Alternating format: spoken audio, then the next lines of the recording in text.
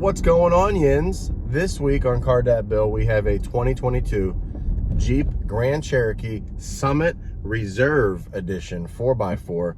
This thing's full gingerbread, and it's a lot of fun to drive. Let's go for a ride.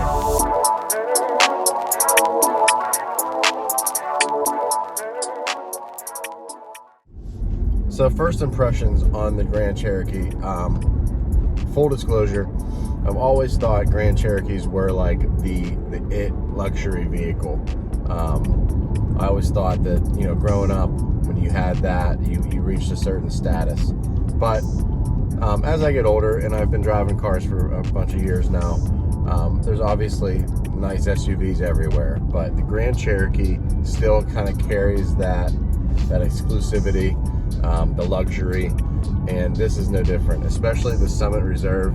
I mean, wait till you guys see the interior. It is top notch. The craftsmanship is just off the charts, and the drivability and the comfort and the luxury, it's all here. But let's take a look at the outside and get this review going.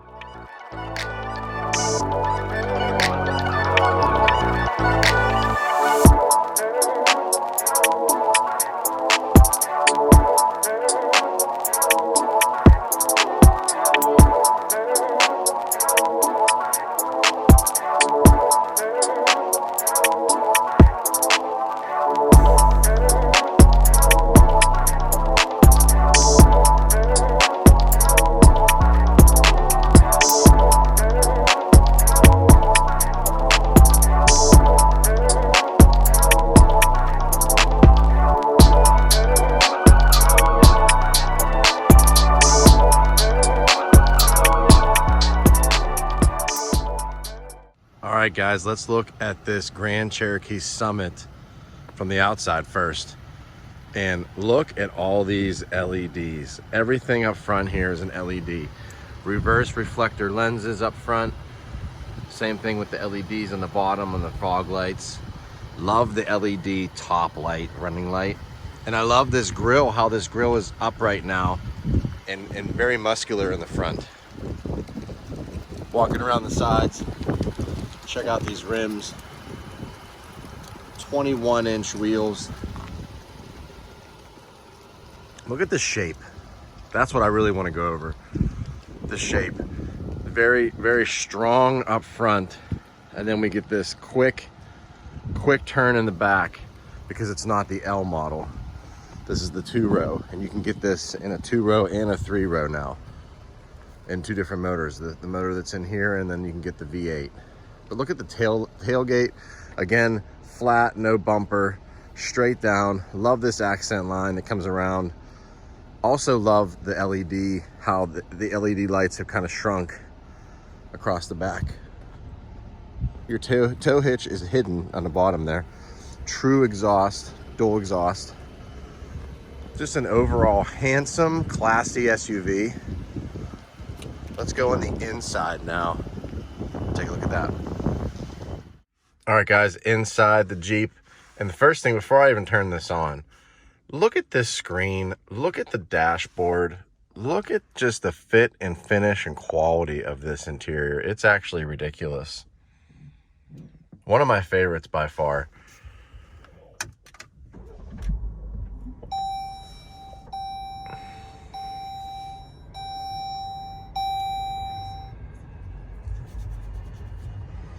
Now, I don't know if you can hear this on the radio, but the vents are on. And they're only on one speed.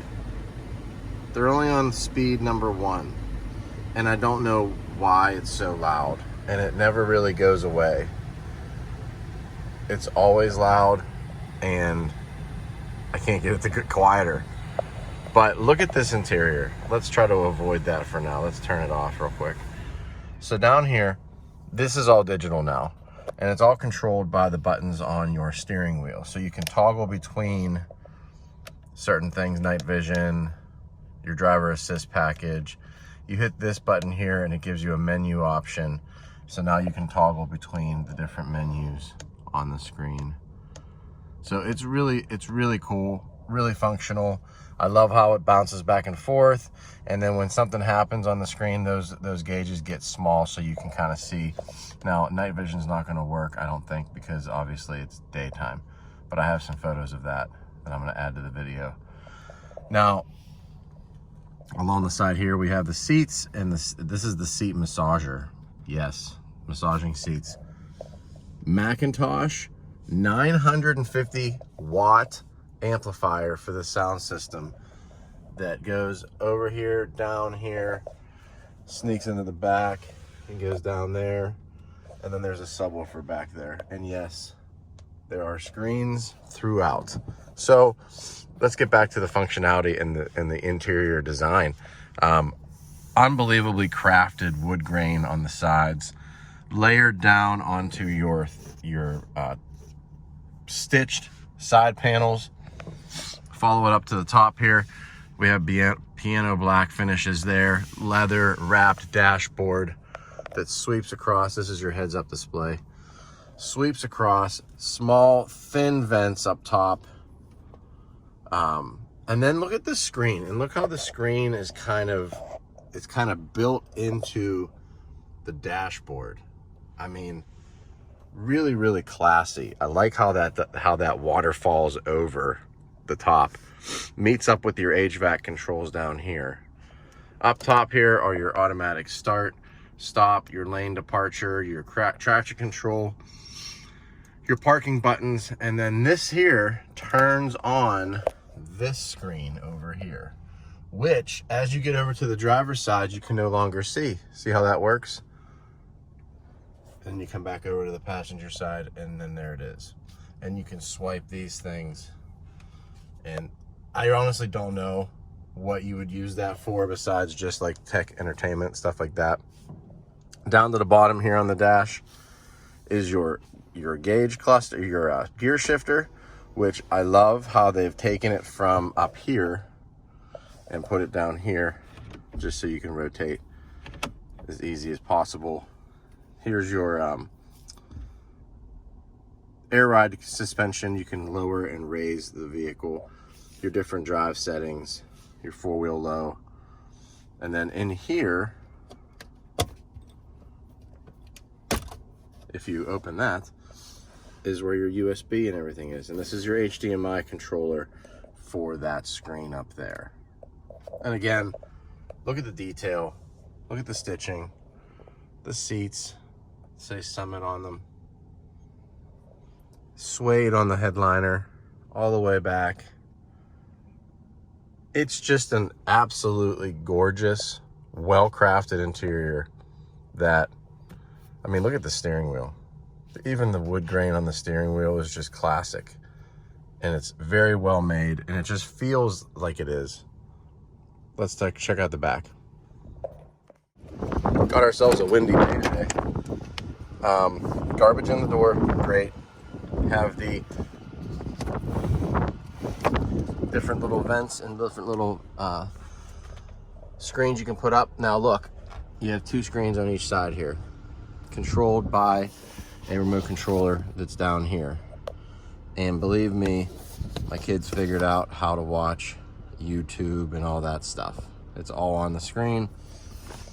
Down here you can connect different connections to charge and to display on the screens.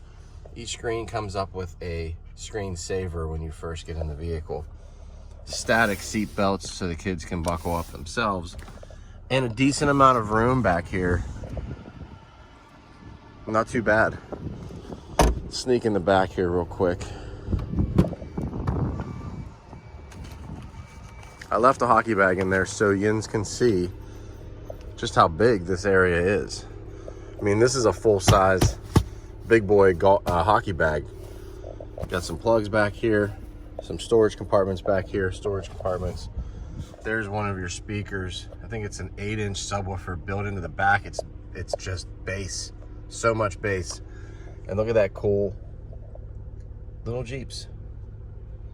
But overall, huge back, it's 2-row, so you don't have the third. Gorgeous interior. Let's go for a ride. All right, Yins, a couple things before we get on the road I want to go over. Number one, it's a 3.6 liter V6 engine, 293 horsepower, 260 pound-feet of torque. So it's not terrible. I'd rather have the V8 engine, especially in the 3-row version. They estimate 19 city, 26 highway. That's about right. And in fact, now that I'm thinking about it, I'm averaging 17 miles per gallon in this one right now. The price, that's where this goes crazy, because I love it. I think it's worth good money. But this one, as it sits here today, which has every option you can think of, massaging seats, full sunroof, the upgraded sound system, the passenger screen, all of the bells and whistles, wireless charging, air ride suspension, all that stuff. The only thing it doesn't have is the V8, and it's $69,790. That's steep. People are gonna pay it, but there's where the numbers sit on this one. Let's take it on the road and talk about the drivability. All right, guys, so I'm gonna go over a couple pros and cons of the Grand Cherokee while we're driving. There's a lot to like about this SUV, and there's a couple things that, you know, I don't know if it's because it's a brand new model or what. Over the years, when you have different new models coming out, certain things happen with the vehicles during the press time that normally wouldn't, you know, happen if you owned a vehicle. But we'll go over those when we get to them. First couple things is, when you have a Grand Cherokee, you can expect certain things. You can expect luxury. You can expect drivability, drive quality. You can expect off-road capability, and you can expect the feel of a Jeep. And this one, absolutely bar none, does that. It has the exclusive feel, the luxury feel, gives you the options you want. The sound system is magnificent. The drivability is magnificent. Steering's a little bit iffy, and we'll go over that in the cons. But let's start with the pros. First thing on my pro list is the perceived quality. And it's perceived, and then it's there. It's actual quality. When you walk up to the Jeep, it looks good. It looks luxurious. It looks professional. It looks grown up, and it is. So that perceived quality, and then getting into the vehicle and being blown away by the interior, is why it's number one on my pro list. Number two on my pro list is the comfort. The overall feel and comfort of this interior is absolutely paramount. I mean, the technology all works well together. The sound system works well together. But the fact that you can sit in here, get massaged, drive where you need to go, float down the road, feel good about it, it's just the total package. It's absolutely stunning, comfort and quality all put together. That's why it's number two on my list as far as the pros go. Number three, sound system. How could you even miss that? The McIntosh sound system, that was same was in the Wagoneer, is in this smaller vehicle, and does it ever slam? Holy smokes. Now, for folks my age, you probably had a sound system in your vehicle growing up. You probably added some subwoofers, maybe some 6x9s, some things like that, tweeters and amplifiers, and you made a beefier sound system. Well, Jeep took it one step further, added this McIntosh sound system that absolutely jams. And it's really one of the best things about this Jeep is, you hop in a Jeep, you're driving down the road, you're feeling good, and you put on one of your favorite songs, and man, it jams. It just rocks. And it's not one of those things that I can play on the video and you would hear it and think, oh, that sounds great. You actually need to experience that for yourself. So I suggest, when you do take a test drive, crank up the sound system for sure. Last thing on the pro list is the ride quality, and that kind of pairs up with the comfort of the vehicle overall. The ride quality is going to be there if the comfort's there, but the reason I bring up ride quality as a pro specifically is because we have a lot of bad roads in PA, We have a lot of bumpy roads. We have a lot of brick roads. We have a lot of gravel roads. We have a lot of uneven roads. We have a lot of all different types of terrain and roads within PA. And when you test drive cars and you drive different vehicles over top of all these same roads all the time, you definitely can pick out cars that handle and have better ride quality than others. Now, brands that you would assume have good ride quality: Cadillac, Buick, Ford, Lincoln, you know, all the luxury brands, Audis, Acuras, Infinitis, I can go on forever. But when you drive the Jeep, even with the 21-inch wheels, even with gigantic wheels and tires on this thing, and before in the past, large tires and wheels equaled bad ride quality. That is no longer the case, folks. This SUV with the air ride suspension, the independent suspension, dampens everything down to a level that's frankly fantastic. It's one of those rides that, I mean, I expected this vehicle to perform this way and behave this way, but the fact that it is top notch. Can't say enough about it. Let's get to the con list. All right, guys. So the con list, it's a little bit tedious, but let's go over it quickly. The motor, number one. It's really not a bad motor, in my opinion. I want the V8. I want to be able to hop on the highway and mash the throttle and hear the exhaust, and it just adds to that Grand Cherokee appeal to me. So number one is the motor.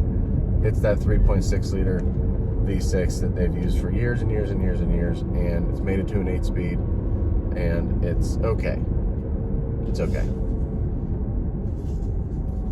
The second thing on my con list is the fact that there's too many screens in here. And I know that's probably not going to go over well with some of you, but it is what it is. I'm getting old. I'm a dad, car dad Bill, and I don't want all these screens everywhere. The kids get in the car and it's a nice babysitter, I guess, but like, there's no conversation anymore. They don't talk. They stare at the screens. They don't care what I'm saying. I can tell them the car's on fire and they wouldn't even know. And then now you add another screen up front. Why did you do that? I mean, I know why they did that. I know why they did that. They're selling more vehicles. But anyway, too many screens. Love the screen up front for the main operating, but overall, too many screens. Next on my con list is the steering feel. I say that because it's different depending on the situation, and I understand why you would do that, but like right now I'm driving 40 mile an hour down a backcountry road and it handles just fine. The steering feel is fine. The steering feel is exactly where you want it to be. But when I'm in a parking lot or I'm at a very slow speed and I'm trying to turn the wheel, it has like a really crickety mechanical feel to it where it's like, it just doesn't feel refined and it's bizarre. So the last few things on my con list are basically fit and finish and functionality items within the Jeep that might get fixed with bugs fixes as we go forward. But the first thing is the vents. And I don't know what else to do about the vents. Sometimes they're not that loud. Sometimes they're average. And usually when I have the radio turned up, I don't hear it anyway. But like when I'm driving around with the radio off so I can listen to the car itself or the motor, I don't know if you guys can hear it on the video. It sounds like someone's blowing air through a straw out the vents. So it's like this high-pitched motor noise that kind of whistles along. Right now I have it just on the feet, just on your legs, and it's so loud, and it's on number one. Now as I increase that speed, the sound obviously gets a little bit louder, but not much louder. I mean, it stays as loud as it has been this entire time, and it's crazy. Why is the vent noise so loud? That's number one. And now I went back down to 1 speed and it whistles still. I don't. So yeah, the vent noise is one thing. Next thing on my list is screen issues and camera issues. And I hate to bring these things up in new car reviews because number one, it might not be a problem forever. It could be a software issue.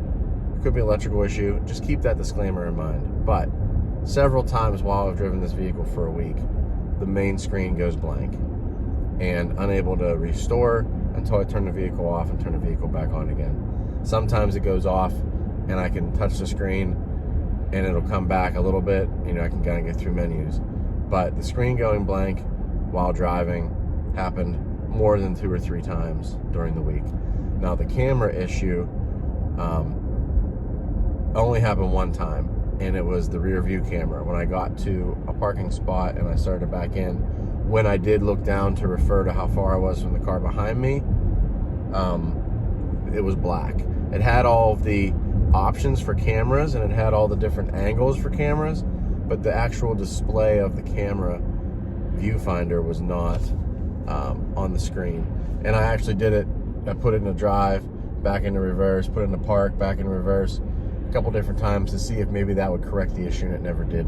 So, small quibble, probably a software issue. You know, just wanted to bring that up in the meantime. Last thing before I forget is we have that mirror. So while we're driving down the road, we have a view of what's behind us in the mirror, and it's pretty neat. So we had to do the highway test real quick before the end of the video, right? Even though it's not my favorite thing in the car, getting on the highway and mashing the throttle, nothing better than that. Woo, that's all the way to red line. That's not bad. Not a bad sound whatsoever. Like I said before, though, it's a windy day. So even on a windy day, this size vehicle gets blown around a little bit. But you can see the refinement. I mean, I'm doing highway speeds and it just glides along. It's quiet. Definitely a good looking, good riding vehicle. That's one of my thumbs up votes. Most vehicles do. They all serve a purpose, right? But this is Car Dad Bill signing off this week. Real cars, real people, real life. Thank you so much for watching the videos. Thank you for subscribing. I think I've got 139 subscribers at this point, which is really, really awesome. I appreciate it. I'm going to keep getting these videos out as fast as I can. Thanks for watching.